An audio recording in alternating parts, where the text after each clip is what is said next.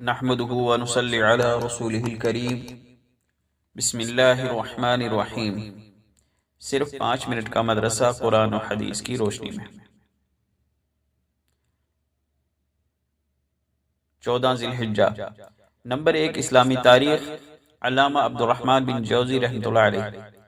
6 صدی ہجری میں عبدالرحمن بن جوزی رحمۃ اللہ علیہ ایک بہت بڑے محدث، مورخ، مصنف اور خطیب گزرے ہیں۔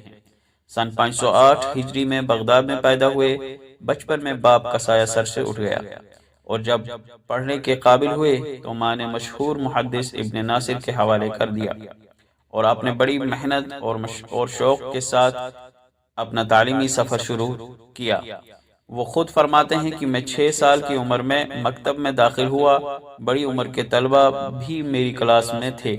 مجھے یاد نہیں کہ میں کبھی راستے میں بچوں کے ساتھ کھیلا ہوں یا زور سے ہنسا ہوں۔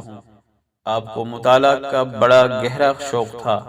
وہ خود بیان کرتے ہیں کہ جب کسی نئی کتاب پر میری نظر پڑ جاتی تو ایسا معلوم ہوتا کہ کوئی خزانہ ہاتھ آ گیا ہے۔ میں نے صرف طالب علمی کے زمانے میں 20,000 کتابوں کا مطالعہ کیا۔ نوعمری سے ہی آپ تصنیف و تالیف کی طرف متوجہ ہو گئے اور تقریباً 1000 کتابیں لکھیں۔ آپ کی تصنیفات میں کتاب الموضوعات، صفت الصفوہ اور سید الخاطر بہت بلند پایہ حیثیت رکھتی ہیں۔ آپ کی وفات سن 597 ہجری میں بغداد میں ہوئی۔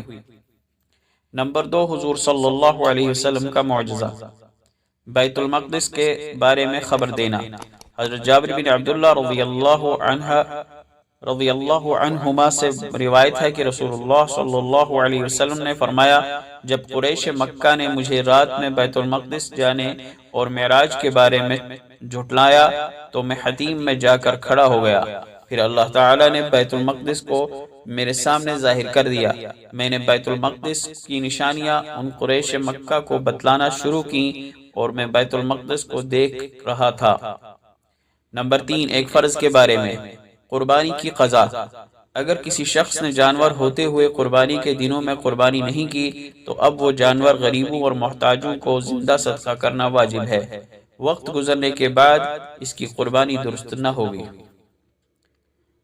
نمبر 4 ایک سنت کے بارے میں، گناہوں سے بچنے کی دعا۔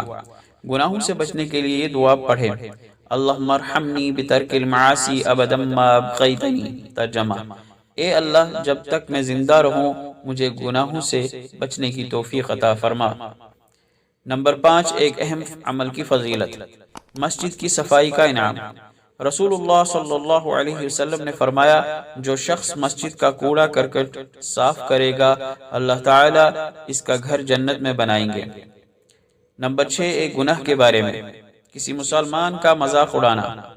قرآن میں اللہ تعالیٰ فرماتا ہے، اے ایمان والو، نہ تو مردوں کو مردوں پر ہنسنا چاہیے، کیا عجب ہے کہ جن پر ہنستے ہیں وہ ان ہنسنے والوں سے خدا کے نزدیک بہتر ہوں، اور نہ ہی عورتوں کو عورتوں پر ہنسنا چاہیے، کیا عجب ہے کہ جن پر ہنستی ہیں وہ ان ہنسنے والیوں سے خدا کے نزدیک بہتر ہوں۔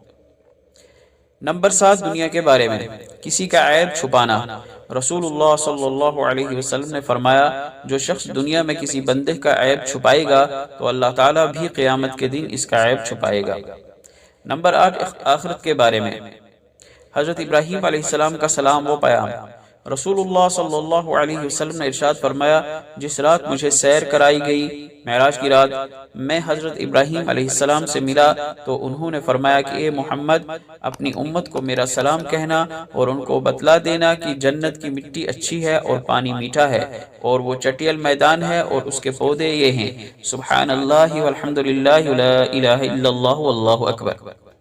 نمبر 9 طب نبوی سے علاج، 2 بیماریاں جن کی دوا نہیں۔ رسول اللہ صلی اللہ علیہ وسلم نے فرمایا، تم لوگ دعا کرو، اس لیے کہ اللہ تعالیٰ نے تمام بیماریوں کی شفا اتاری سوائے موت اور بڑھاپے کے۔ نمبر 10 نبی صلی اللہ علیہ وسلم کی نصیحت، لوگوں کو کھانا کھلاؤ۔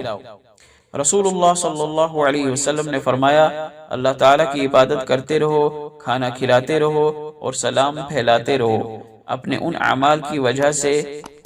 اعمال کی وجہ سے جنت میں سلامتی کے ساتھ داخل ہو جاؤ گے۔